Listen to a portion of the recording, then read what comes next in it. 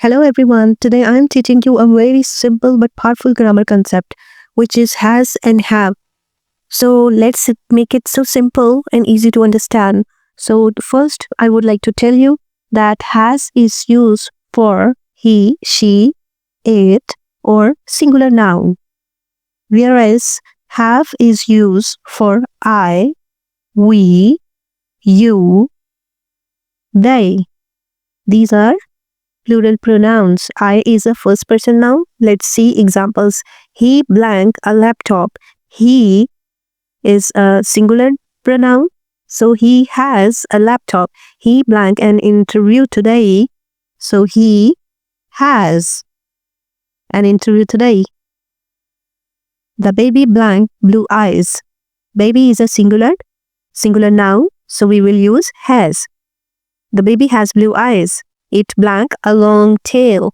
It we use has with it, so it has a long tail. Next is the teacher blank many books. The teacher is a singular noun, so we will use has. Yes. The next is she blank class now. She blank she के साथ we use has. She has class now. I blank a meeting today.